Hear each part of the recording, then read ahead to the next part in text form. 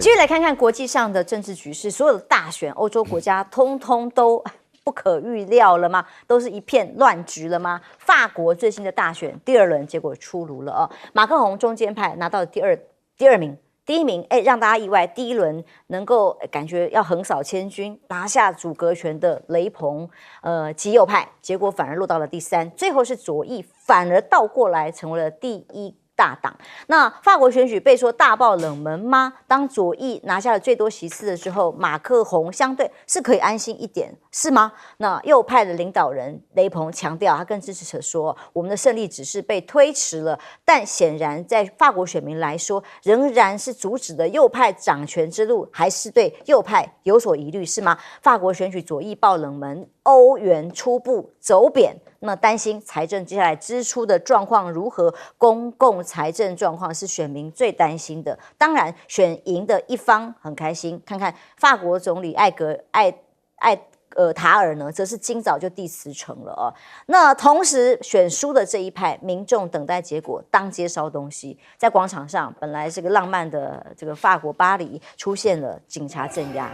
看看画面，就是当街在烧啊、抗议啊，不满这次的选举结果，甚至认为有上千人走上街头抗议左翼联盟准备执政的结果。但另外一方呢，当然也有人庆祝啊，释放烟火，还爬上了被很尊敬的这个玛利亚雕像去庆祝。也看看这个画面，这个几家欢乐，好像球赛一样吗？但这影响的是未来法国的执政可能的发展。那法国左翼联盟在庆祝的时候呢，梅兰雄这个领导人说准备好要执政了，而同时他已经公开的讲，让左翼执政是总统马克宏的职责，以目前得票的结果，而排除了跟马克宏的中间派联盟有任何谈判或要组建联合政府的可能性吗？所以数百名新人民阵线的支持者也在聚集抗议，因为他们有各种合作的纵横，人群在法国国旗之下高呼我们胜利了。但另外一方各种的标语抗议，不要国民联盟，不要马克宏的也很多，所以马克宏的执政现在面临的很大的挑战。解散国会之后，他选举结果得到的是如此，而经济学人的分析封面是这样的哦，闹烂掉的选举，闹烂掉的英国、法国还有美国选举。这个封面上看到美国的选举有美国国徽啊，后面是一个助行器，是暗示的是谁？大家清清楚楚。而法国呢，经济学人封面上看到的是国旗里哇，左翼、右翼，中间缺了一块，中间派没了。无法弥合的左翼跟右翼的分歧，接下来选举还有美国、英国已经结论出来了败选啊，所以当 BBC 的前资深评论员在分析这件事情的时候，他说呢，因此上位的工党人施凯尔麦人询问说了一句，不管从比工党更左的自民党，还是从比保守更右，就是所谓的左跟右，现在已经整个也都不一样，乱了套的民意来看，其实民意是一种愤怒的呈现，并不是看着希望而投票。就像法国里面所有可能的情况是像美国那样，选民在选举当中表现的情绪是什么？摧毁，而不是重建。而美英法的选举结果都在比惨、比烂、比乱嘛。英国的苏纳克下台，马克宏跛脚，拜登不妙嘛？那拜登在电视辩论之后，不停的有换拜的声浪，其中最新被报道出来是帕森金氏症的专家传出来多次，还被拍到照片到白宫去。最新的一次大概是今年的1月份左右，是不是8度造访白宫是在做什么呢？这个医师的见面有要证实什么病情吗？还是有更多民主党人也要求他退党？拜登竞选团队倒是做了一些想办法改善就是列了清单以后不可以再出包了。媒体要访问可以，但是先列问题给主持人挑，只能问这些嘛，框框架架列出来，要控制管控拜登的受访表现。或者是说偷偷来，美国的众院的民主党私下开会讨论怎么换灯，找谁好这一场被说是这个数位视讯的会议里头有4个议员参加，但是呢，拜登有人却说当事人会在几天之内做出决定，决定什么？是不是要退？还是继续选到底？虽然他已经公开宣布很多次，还是不停的传出来他要退的消息。这个是拜登的朋友夏威夷州长格林告诉美联社的。所以是不是真的还有退的可能？还是像他的太太说的，一定要选到底呢？亮哥，你看看法国的选举英国美国现在就是一个没有办法有稳定政权的状态了。法国很难讲哦。法国因为它是2轮投票啦，超过12.5进入第2轮啊。那马克龙跟左翼联盟他们后来测出了210个候选人，所以显然就是看谁民调高就投给进去的那一个人嘛。那左翼联盟比较多嘛，所以等于是马克龙的很多选民就投给左翼联盟，让步了。对，所以是左翼联盟当总理没有错啦，可是马克龙的人还是会入阁啊，所以我觉得这个是中间偏左，加上左翼联盟联合阻隔啦，所以我觉得这个不能够说他大败了，不能这样讲啊，他事实上是策略成功。不然那个极右翼很可能是第一大党。如果是这样的话，更惨。极右翼第一大党，如果他没有测出210个，极右翼真的很可能是第一大党。没错。那当然了，这个极左碰到极右，斗争一定会更激烈了。因为我看那个马郎兄，他们那个阵营获胜的时候，我看那个现场的群众，所有的少数民族都站在这一边，那个好明显啊。那个非洲裔的通通都站在这一边，巴勒斯坦所以就保护自己的权益啊，不然怎么办呢？还有穆斯林啊，一定都站在这一边的啊。那坦白讲啊，那个法国的右翼是认为，就直接说他们是不名誉的结盟嘛，我 dishonor 都讲出来了。那个小帅哥啦，以为自己要当总理了，真的，上去很愤怒的样子啊。可是我觉得法国局面是还好，英国是一个怎么说呢？就是坦白讲，这个自由民主党也拿到12%，然后那个另外一个改革党嘛，就也拉走了保守党很多票。事实上，他们差距只有10几%，那个工党只拿到33.7%，那保守党是拿到23%哦，这样只差10%左右。结果席次大，因为它是单一选区嘛。结果工党拿到412席，那保守党只拿到100多席嘛，是这个就是制度造成的啦，等于是愤怒的这个自由民主党跟愤怒的改革党把保守党的票都抽走了，那造成保守党大败。可是事实上，工党只拿到33.7%，就是你分到了不合理的席次了。所以你也不能够说保守党崩溃了，保守阵营基本上，而且这个过程当中，工党也没有那么左，因为那个自由民主党比他还左啊，所以我的意思就是说，这个工党实际上不是典型的工党啊，他没有那么激进啊，比如说他提出来的政见，我看起来都不痛不痒的，比如说有没有要回欧盟啊？没有。我们要建立更健康的关系，这个都是废话嘛。然后跟中国要不要恢复早先比较好的关系？他说3个 C 啊，那个都是废话，都是形容词，你知道吧？所以我认为不表态的结果，我坦白讲，他基本上是人权律师出身啊。我说这个斯凯尔啊，所以我坦白说了，我认为他对经济、对外交根本没有主张啊，所以就是看着办啊。那他之所以会执政，就是人家对保守党做太久不满嘛，就这样。只是代表选民的愤怒而已嘛，赖教授。法国的选举，我想在这个节目哈，那我之前有预估就是说这个右翼的不会赢，马克龙的战略是获胜啊，因为马克龙的任务首先就是先挡住右翼。因为他成长的速度太快了，赖神算，不是，我不是神算，是因为我留学法国，对于法国、欧洲他们的体制，还有他们的这种民族性结盟模式，对，有比他有一个了解了啊，所以那时候的估计就是说，马克龙的战略已经出来了，很明显。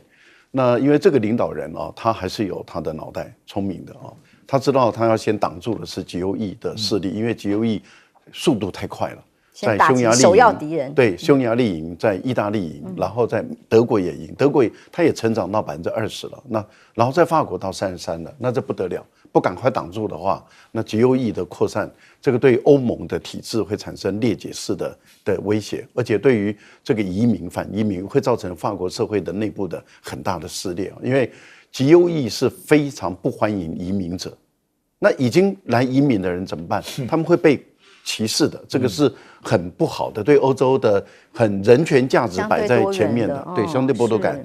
所以对于他的第一任务就是先挡住极右翼，接着才是考虑那他的政府该怎么办。可是法国的政治有个传统，就是左右是对抗的，是彼此之间不是左派执政就是右派执政，然后你可以是泛左，你也可以是泛右，但是是左右是对抗的。马克龙上来的时候，就是因为由于不管左派执政，就是从密特朗卸任之后，法国的政治就整个就一筹莫展了。也就是说，右派执政过，左派执政过，但是不断的轮流执政中都没有办法解决法国的问题，所以人民已经对左右已经厌恶到极点。这个就好像美国对建制派，不管是民主党或是共和党，因为美国没有所谓的左派右派的问题，它只有这个建制派跟非建制派，所以才会有特朗普的一个空间嘛。特朗普就应而生，但是后来特朗普也让美国人民痛苦嘛，受到惊也失望了，对，受到惊吓了。同样的道理，也就是因为对左右的这样的一个不断的执政厌恶了以后，所以才给马克龙中间的这样一个机会。马克龙上来的时候，刚开始法国人确实是有期待的，可是马克龙往右倾的时候就得罪了左翼，往左倾的时候就得罪右翼。所以他想两边讨好，结果弄到最后是两边都不讨好，而且两边都讨厌，而更讨厌的是左翼，更讨厌马克龙，因为马克龙本来是比他亲左的，结果他往右的时候呢，左翼人对他的厌恶感上升到非常高的高度。现在对马克龙来讲，他最痛苦、最麻烦的地方在哪里？由于左右本身是水火不容的，那他现在该怎么办？他现在因为按照宪法的精神，法律没有明文规定哦。按照宪法的精神，他应该要让这个最大党左翼来执政。可是左翼他的主张，他的很多的选民主张，尤其是极左的选民主张要完全执政，怎么可能呢？可是他拒绝跟马克龙联合执政，对，所以这个就是马克龙现在最痛苦了。他如果提名第二大党的话，他就有违宪的精神的嫌疑，所以他只能提名第一大党，而第一大党他又没有超过绝对多数，对啊，所以一定会形成联合政府的一个情况。我觉得目前的乱还要继续再乱下去。我的看法是这样，现在美国也好，英国也好，法国也好，德国也好，都出现民主政治制度当初设计中的弊病都呈现出来了，僵局。民主设计的不完善，其实都已经呈现出来。其实台湾是人类间的奇葩，你无法理解台湾的民众，一个民调支持度如此低的人，竟然可以继续执政，了不起林老了不起林老师，我看看美国呢。那么虽然拜登一直喊着说他不会退选啦，可是现在大家都传他要退。我想就是今天看刚才讲英国，包括这个法国的选举啊，然后之前我们看到在印度的选举也好，在这个南非的选举，其实今年除了台湾之外，少数对执政党都不利。就大家都不是说一定要说好像右派兴起了，可是也有像左派继续执政的，比如墨西哥就是嘛但是就说对执政党来讲，基本上大部分都是有些反弹，所以美国的状况就是今天你拜登这个样子老太，你今天叫我们年轻人，像民主党的重要的一个选民的基础里头，除了女性他们有一个叫做 gender gap， 就女性的大概投票给民主党会超过投给共和党，大概接近10%那年轻的超20几%，特别是大学生有大学学历的或者读大学的，那个比例差20-30%都有的可是呢，现在年轻人如果因为这个巴勒斯坦的议题，因为拜登这样老迈的议题不出来投票，那就麻烦了民主党就麻烦，那就是川普就坐在那边，反正他有他的那个铁粉，一定还是会出来投他，他不需要中间选民了，他也不需要年轻人一定要来支持他。虽然年轻人没有大学学历的支持川普的最近新的民调是增加很多所以假使没有大学学历的都出来投川普，有大学学历因为讨厌拜登不出来投，那这个差距就会拉大。所以我相信民主党是有一些危机感，所以才会有一些众议员已经出来表态了。但是拜登也抓了几个州长出来，而且这些州长是更比众议员更有可能成为挑战拜登的这个人选，他都把他们安抚了。那我觉得就不知道，就是包括还有一些参议员到现在没有表态，只有1、2个表态，但是也没有说要求他下来说表示担忧。那最重要，我想到最后就是说，如果这些参议员他们也被叫做什么年代受害就是说金主说我不支持拜登了，结果金主也不支持民主党的这个议员的候选人或州长的候选人，那他们就受不了，那他们一定会要换。但现在看起来，金主虽然要出来吵了，可是拜登还在等上帝的就是降临。他说只有上帝能够让他不参选。对，没有，他还在等上帝对他说话。哇，上帝什么时候说话呢？休息一下，马上回来。马上带。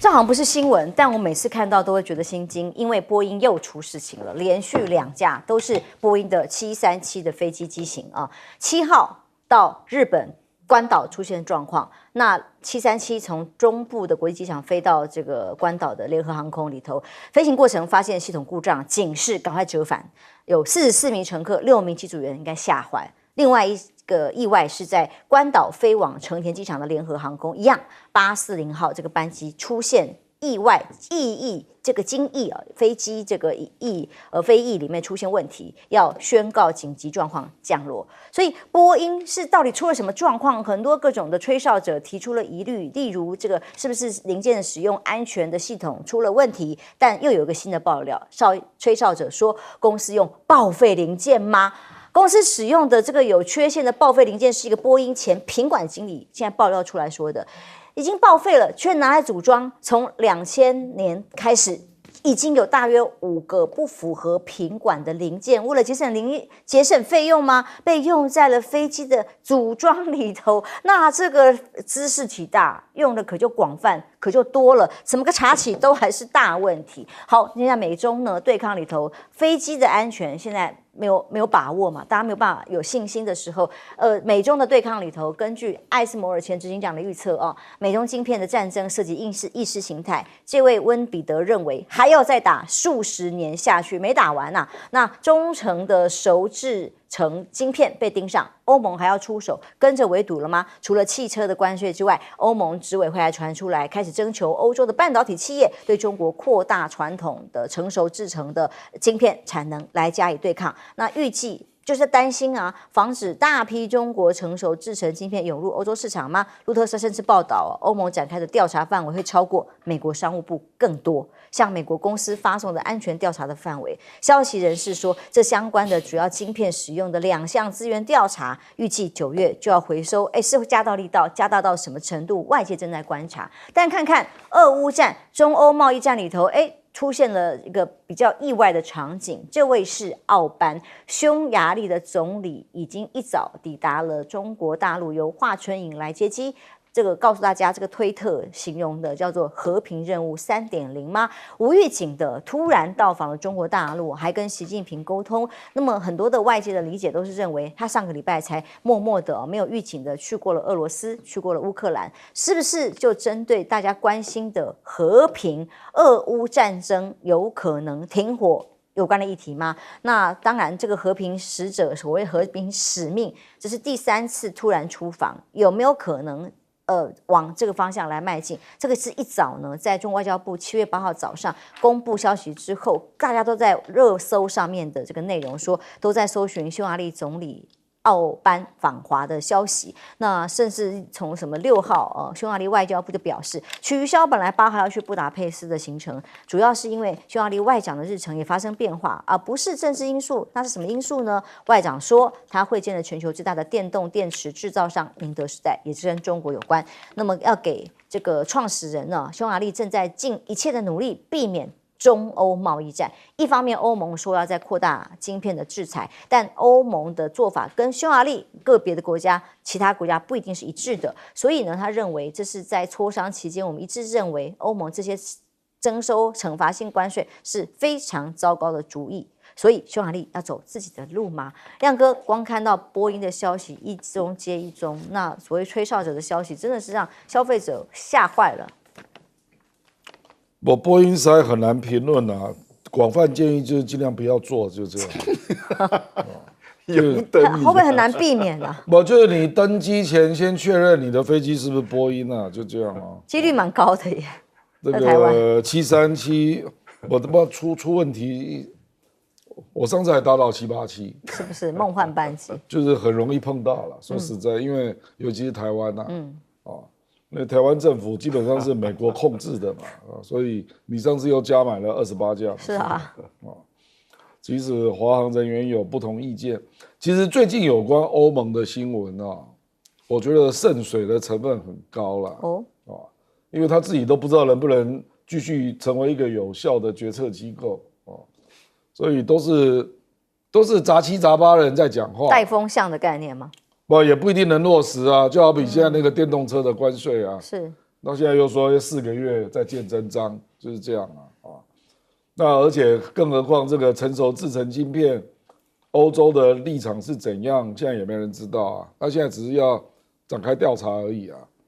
你去看欧洲有关那个华为的4G吧，说要排除啊。那4G到现在，你去看欧洲各国是不是还是用华为的4G？荷兰超过60%，德国将近50%。你看他们讨论多久了？我看讨论2年以上啊。欧盟啊，一天到晚在讨论华为啊，那你的感觉好像已经尽了吧？那结果各国都还是很多都在用华为啊。所以欧盟这种单位根本跟废物差不多啦讨论2年了没有决策啊，大家就还在这边搓着，那还要去符合各国的决议。所以坦白讲，有关欧盟的消息我都是看一看就好了，因为它形成有效的决策真的很少见啊。决策了也不见得有约束力。那比如说这个奥班啊，奥班怎么可以去访问俄罗斯又访问中国呢？是你只是轮值主席耶。你不是欧洲理事会主席耶，欧洲理事会主席是那个米歇尔嘛，你怎么可以这样做呢？我就是干啊，你要怎样？他就去了啊，而且他违反欧盟的规定去访问普京呢。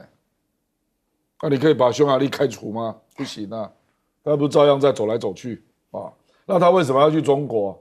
因为他小孩玩大车嘛，因为泽伦斯基说欢迎第三国来斡旋和平啊，那匈牙利就说我来，那结果去发现普京没有给什么好消息啊，普京说我看不出乌克兰想停战啊，所以他等于是没有达成效果嘛，所以他只好再来访问中国啊，表示我要结合中国一起来斡旋和平啊，这个就是基本上都在玩政治啊。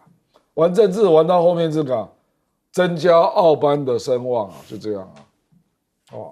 那因为中国大陆最近也刚访问了匈牙利嘛，所以对匈牙利总理来访还是会接待嘛。可是我的感觉就是欧本自己在玩政治了。那欧洲现在充满了这一类的行为啦，那没有一个行为是得到授权的，就这样啊。所以你就看人觉得。这个反正俄罗斯也跟你见个面吧，因为匈牙利向来比较亲俄罗斯嘛，你要来我就见你啊，可是这也是一号人物啦，他在匈牙利执政多久了，就都打不死啊，不是吗？所以你多少还是要跟他打交道，就跟那个土耳其的埃尔多安一样，就是这样。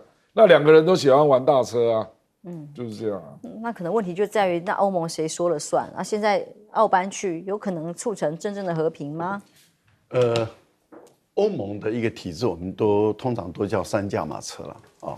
那也就是说，一个最高的是一段时间才会开一次会，半年或者1年开一次会，就是欧洲理事会，也就是27个国家的元首或是政府首脑，那么就一段时间才开一次会来决定整个欧洲的大方向。它是真正有最高决策权的会议，但是它只决定一个大方向。那另外就是有2驾马车，一个就是欧洲理事会，一个就是欧洲执委会。欧洲执委会有点像一个公司的 CEO 一样，就有点像一个 CEO。那这个 CEO 里面就是说，等于是冯德莱恩是执行长。那么在通常一些具体的事务，包括关税啦或者法案啦，你要送到欧洲议会的话，都是由这个执委会里面来跟欧洲议会沟通。那还有一个就是理事会啊，就过去是米歇尔啊，那么米歇尔现在要下台了啊，那换另外一个，那他有点像董事会一样。哦，有点像董事会啊，说这个董事长，但是问题就在于欧盟的执委会的主席就是轮值主席，每半年轮值一次啊。这一次的匈牙利就是13年后，那么由他再来轮值了。那轮值因为每半年轮值一次嘛，所以从7月1号到12月31号就是他轮值，所以他可以要求这个欧盟的执委会冯德莱恩，那么到他这边来谈一下他的工作。因为一个是执行者 CEO， 一个就是我现在是轮值主席了，轮值的董事会的主席了。那我现在就叫你这个 CEO 过来，你来跟我谈一下你的执行情况。他可以牵制冯德莱恩的做法，也就是说，冯德莱恩过去像比利时的总理当轮值主席，就上一任的时候，冯德莱恩在开始乱搞这个对中国大陆的电动车的关税的时候，这个比利时的这个他都不讲话，那冯德莱恩就可以上下其手了。可是现在欧尔班他可以讲话了，他可以说，对，他会牵制住说你为什么要这样搞？你有没有经过这个电动车的工会的提议？没有，那你为什么可以这样做？那这个而且他出来发言的时候，所有的记者都会问他，因为他是轮值主席，那他就会牵制住这个冯德莱恩了。你看现在他的情况是，他了解欧洲人现在对于俄乌战争的厌恶。因为欧洲人实在是很希望停战，可是又没有办法停战。例如说，欧洲他们都知道，因为欧盟不是北约嘛，可是北约的立场跟态度很清楚，就是不能够让北约，我现在讲的是军事组织，他的立场就是俄国不能赢，乌克兰不能输。可是现实的情况是，俄国不会输，乌克兰不会赢，那怎么办？就僵在那个地方，打了2年多了，欧洲人真的累了，他们也烦了，可是他们无解，为什么？因为普丁的态度就是说，对不起，以现有的疆界为主。那拜登说不可能，不可能以现有的疆界为主，现有的疆界就是他已经掌控了12万平方公里的土地嘛。现在欧尔班就是想从中间来去撮合，看看能不能找出一条路来。累了烦了，钱还是得照给呀，这就是欧洲国家现在的处境。严老师，第一个波音啊，我们过去啊，就是只会担心，到底这个驾驶啊有没有足够的睡眠，有没有前一晚喝酒，或者说上飞机之前这个体检怎么样？我觉得现在这不是驾驶了，现在变成是飞机本身了。就是说你。要真的要问，就是要看你，就像租车一样，你看我要哪一个车，现在都要飞机都要搞清楚是哪一型的。驾驶要更精神抖擞，驾驶当然要，各种飞机的状况。驾驶再好，你飞机有问题也没有办法救了。现在看起来就是这样的，你是737就是这么危险嘛，对不对？所以我觉得这个是蛮大的一个，而且。大家看那个网络都看够了，那个 Josh Hawley 啊，那个议员就问那个波音的那个，那个讲话的态度，你就觉得说波音就是有问题嘛。如果今天他讲话感觉上就是说真的是很有说服力，那大家还可能可以接受。他讲那个话，我觉得 Josh Hawley 也没有那么了不起，但是。这个波音的这个 CEO 就让他觉得说，哇，大家觉得他是英雄一样，把这个波音所有的问题都弄出来。美国不是只有波音啊，美国很多公司啊，最近包括我们最熟的这个农具机器，那个 John Deere， 那个也开始又删掉很多人，是不是也是都有问题？就是美国的这一套。一直是让他们的 CEO 把这个股票给冲高，然后大家分这个钱，然后一般的那个工程师也好。或者一般的这个飞行的，并没有获得他得到该有的好处。那我觉得这个的结果就是到处在 cut corner， 到处在偷工减料，那就是捡的钱，那就是大家所有老百姓的安全嘛。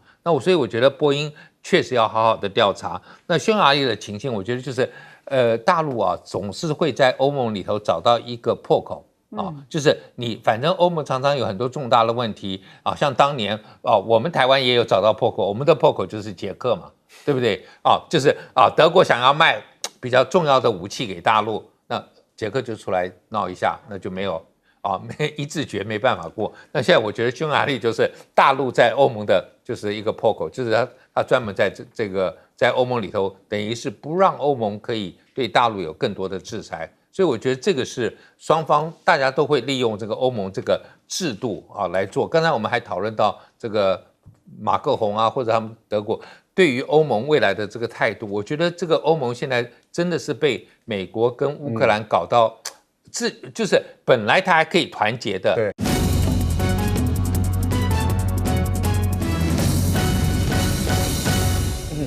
观众平安，欢迎收看 TBS 新闻大白话。继续这一节来跟我们讨论最新国际话题的来宾，耶鲁政治学博士郭正亮亮哥，大家平安。国际政治专家赖岳乾老师，主持人好，观众朋友大家好。政大国关中心兼任研究员严正声老师，主持人好，各位观众大家好。当然，台湾现在在一个形容词是乱嘛，包括了今天早上有枪击案呐，有郑文灿被收押啦，然后立法院很乱啊，台湾的经济各方面的问题没有人管呐。那原来台湾的经济议题，跟某些人眼光看起来是不一样的。这位是财经大佬谢金河，谢金河说，台湾钱是淹到天花板，当然今天台股又涨可能是他真的钱淹到天花板，所以全靠 AI。谢金河还盘点今年的表现，两岸关系越差越不好，钱回台湾越多，台湾现在已经转大人了，所以央行的汇率政策区间可以扩大，企业更有弹性。所以，用心良苦，原来赖清德总统是为了让钱通通回台湾，才把两岸关系搞成这样吗？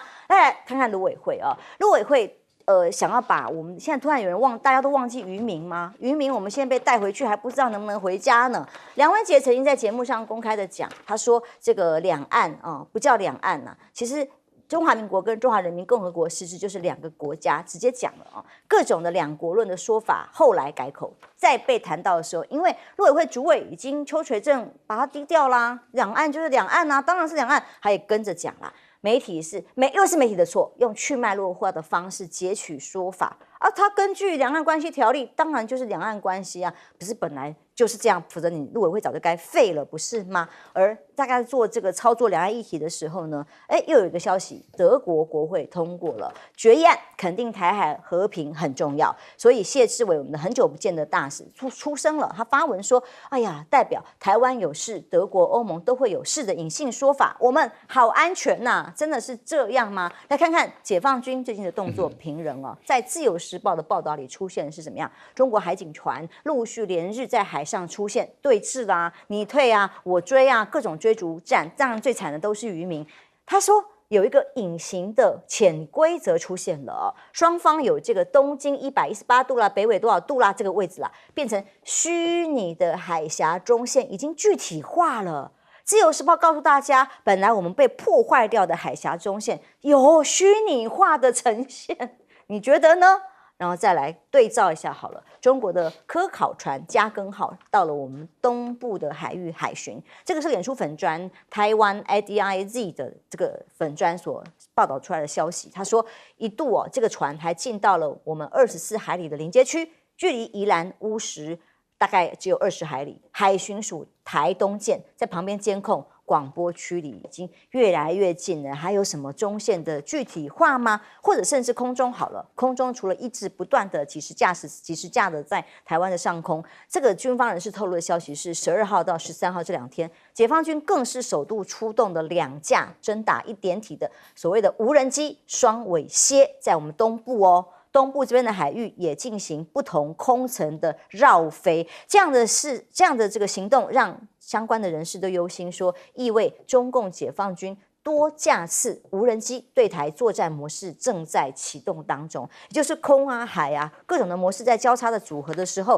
在我们的台东外海，一个新闻传出来说，有美国的 MQ-4C 的海神无人机出现在我们台湾台东的外海，干什么呢？专家认为是在找中国的潜舰潜藏在海底吗？现在还有联合军演正在进行当中，剑指的是哪里？大家可想而知吗？当然也有一个说法说，南海的风险现在比台海更危险度更高。所以这个报道告诉大家，对中国来说，目前南海的问题比台海更迫切。美中会在南海互相角力，专注在让解放军在南海享有控制的优势，难道不能同时兼顾吗？当然，为了要抗衡，这个新闻又是以菲律宾跟日本签署合约来签订如何来抗衡中国大陆，所以法新社报道，共同的8号签订的重要的防御协定，证实未来将允许在彼此的领土上部署军队。美国不用出手啊，让小老弟日本去帮菲律宾就好了吗？驻菲律宾的大使日本的那个远藤和也说，日菲两国谈判关于防卫安全事务的相互准入协定已经接近尾声。我们看一下，相对于菲律宾指控中国海警啊、怪兽船恫吓啊，那美国媒体批评大欺小啊，他呼吁是什么？呼吁美国挺身而出。有挺身而出吗？也是一样要这个菲律宾自己解决，不是吗？作为更是直接签约的盟约国，美国该做出什么反应呢？是不是要派兵援助呢？从国际间广泛瞩目的议题啊，那台湾什么都没有，又跟美国寻求协助，美国当然就表示，请你们自己沟通、自己解决而已。亮哥，先从谢金河他所看台湾的经济状况来看，看起来是赖总统用心良苦啊。那个基本不用讨论了。事实上，你可以去看台积电占台湾的股市的市值占多少嘛，35%。所以这个叫烟角木吗？集中在一只股票35%啊。美国股市7只高科技股，它占了整个涨幅60%。那你说这个叫健康的经济，对不对？你可以去看其他的行业做得好不好嘛？你不可能只集中在一家公司嘛。当然，台积电有相关的个股啦，可是台湾整个高科技业的雇用量只有100多万人，我们台湾的劳工有1200万呢。所以我说这个根本不用讨论嘛。用股市来讨论经济本身就是一个笑话啦，没有人这样讨论经济的啦。比如说美国，你如果说美国股市那么高，那拜登民调怎么会这样呢？表示大部分的人从事他的经济的人并没有享受到这样的股市嘛。所以台湾更多的你要去注意中小企业嘛，一般人就业是什么就什么业嘛，薪资成长多少嘛，那根本不用讨论啦。事实上，赖清德如果都问他，那赖清德就一天到晚在听股市名牌了，就这样了。我觉得基本上梁文杰，事实上他后来就被邱垂正打脸了嘛。就表示邱垂正知道两岸关系绝对是跟两国不一样嘛。事实上，我们并没有《两岸人民关系条例》，那个全名叫做《台湾地区与大陆地区人民关系条例》。对不起啊，并不是叫《两岸人民关系条例》，不是，是《台湾地区与大陆地区人民关系条例》，那不就已经定位了吗？台湾地区、大陆地区啊，那这个你能否认吗？这个法律就摆在那里耶，是你赖清德自己有问题嘛？明明就台湾地区、大陆地区，你为什么都不讲？对不对？那你都不讲，那到现在一直都讲两国，那当然就引起了很多的反应嘛。你否认自己的法律，你这种行为，陈水扁跟蔡英文从来没有过啊，就只有你啊。所以就是你就是偏执狂嘛，明明法律就摆在那里啊，就叫台湾地区、大陆地区啊，你就是死不要讲啊。那碰到这种总统，你有什么办法？对不对？那至于这个亚洲的关系啊，我觉得菲律宾你要讨论这一些，你不如去问啊，那为什么低空的中程导弹撤离吕宋岛呢？你这美国，如果你说哎呀，不能让中国的那个超大型的海警船来下到菲律宾，就12000吨嘛。那美国要挺这个菲律宾啊，那你先反省自己啊，为什么那个低风系统你要撤出呢？那个低风系统是4月13号运进吕宋岛的啊，还凌晨运进来的，飞了13个小时从美国本国那为什么要撤走？他已经宣布了9月要撤走啊，所以是来这边摆好玩的，是不是？你原来的计划是这样吗？美国原来的计划事实上是希望吕宋岛如果没事，那我就可以继续摆其他地方，那最好菲律宾9个岛都有。所以显然就是你碰到了什么压力，你自己撤走了嘛？你为什么不明讲？我讲白了嘛。请问6月30号在吕宋岛上空有没有中美的电战持续了12个小时？有没有这件事？你美国要不要承认一下？有没有导致 GPS 全部断讯？你要不要回应一下嘛？不敢回应啊。那菲律宾有个参议员说啊，菲律宾周边有25个点被中国的超高音速导弹瞄准，有没有这件事？菲律宾参议员自己讲的啊，写在 TikTok 跟脸书啊。你要不要自己讲一下？还有啊，古巴是不是有4个监听站？中国去那边建起来了。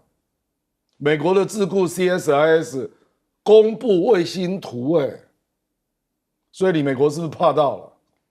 你搞人家的吕宋岛，他就搞你的古巴啊，撤了吧。所以我说啊，我说有时候看国际军事政治的新闻啊，不要去看这种打口水的啦，看具体的事件啊，你美国多厉害，那冲绳为什么要撤军啊？冲绳19000名美军啊，那为什么今年12月要撤走9000人？为什么？有一说分散部署啊？没有啊，它分散到关岛啊，跟夏威夷啊，是距离我们更远呢。你如果在第一岛链要帮台湾作战，要帮菲律宾作战，那怎么是撤到关岛、撤到夏威夷呢？对不对？你应该是从关岛再搬到这里才对啊。所以我是觉得有些事情用吹牛的没有用啦，看你实际做了什么啦。赖教授，像好吧，这个台湾跟大陆中间是不是出现了海峡中线？具体化，这个是自由时报根据最近这个各种飞航的经验得到的结论。没有海峡中线了啦。那个大陆已经取得对于台湾的所有的活动的主动权了。坦白说就是这样的，不管是海上的、水下的，甚至空中的。我觉得大陆把整个主动权都抓在手中了，所以大陆现在的各类型的战机想进来就进来，想怎么练打就怎么练打。全世界没有一个地方，我研究战史，我还没看过有一个地方啊，就是对方可以在我们台湾的现地，就是可以在一个战区的一个现地进行各种打法的演练，这个从来没有过啦，因为这种对于大陆解放军是绝对有利的。它的不管什么样的类型的军舰，什么类型的战机，都可以进入台湾的海域、空域进行怎么练怎么打。这个对于解放军的战力的提升，那是非常的高的。而且当它的战力一直提升的时候，就代表说它的耗损率是很低的，也就是说它降低它的伤亡，获得更大的一个作战的一个成长。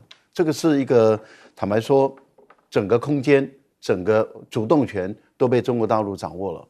民进党当局是没有主动权的，它的空间是萎缩到它几乎没有多少个空间可以用。海巡是如此，海军也是如此，空军也是如此。其实陆军的这种打法对台军来讲也是如此。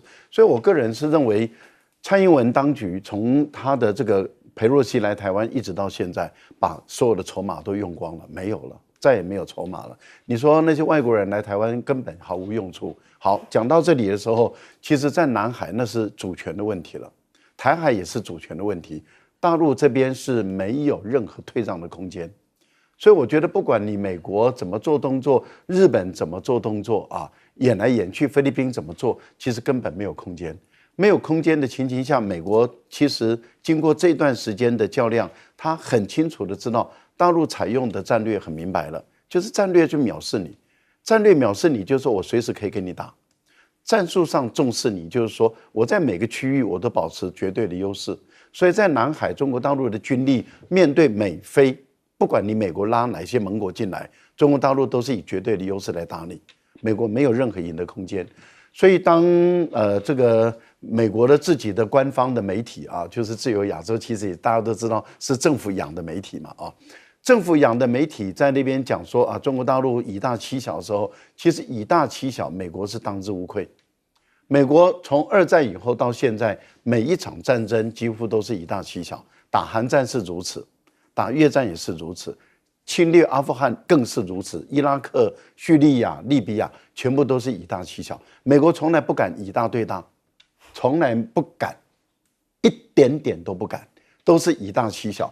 所以如果要讲以大欺小，坦白说，美国是当之无愧了。可是中国大陆跟美国又不一样的地方是，中国大陆敢以大博大。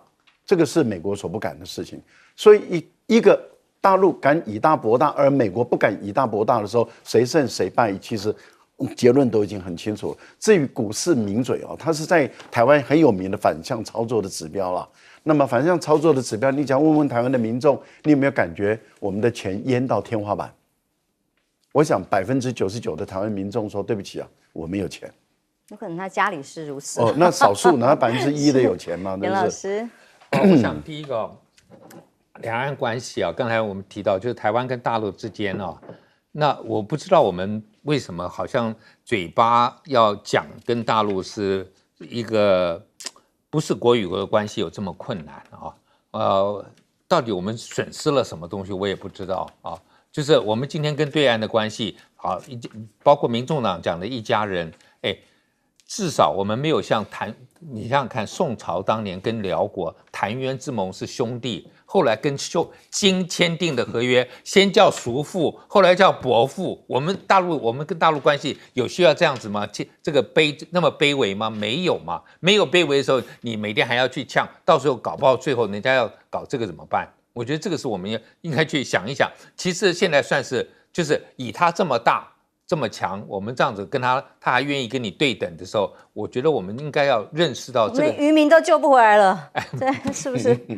对，但是我的意思，我们要稍微想一想这个 reality， 这个事实状况是什么样。其实我们没有吃亏，没有吃亏的情况，嘴巴不需要这样子这么吝啬，或者这么这个需要去就是去戳人家我觉得这个是。这个我对这个我们民进党现在陆委会或者是说这样子整个的政府对两岸政策的一个态度，我觉得真的是可以聪明一点不要这样子非常这种很莽撞的，觉得自己好像这种很有 guts 来呛的结果，你们可能不在乎可是一般老百姓还是会担心的那另外当然就是说，我觉得今天在美国一直就是对南海的议题可能是非常的重视，但是美国你也同样去想一想，你是加勒比海的这个后院，你的后院是加勒比海，那如果你按照以前这个美国讲的门罗主义，是你根本不能进到我们西半球，对不对？然后后来还搞一个罗斯福的推论，就是说，我可以干涉我所有我境内的国家。对不起我想问一下，如果中国大陆用这样的同样的逻辑进入到南海，然后说，菲律宾这个政府现在对我不友善，推翻它，大陆有这样做吗？有去别的国家去搞这个吗？你美国在加勒比海搞这么多你都不去检讨，然后今天你要去说自由航行有问题，请问哪一条船被大陆拦掉了？对在这里，我觉得就没有嘛。所以他每天讲这个自由航行，等到有一天你发生真的没有自由航行，我觉得你再去谈比较容易一点。好，我们休息一下，马上回来。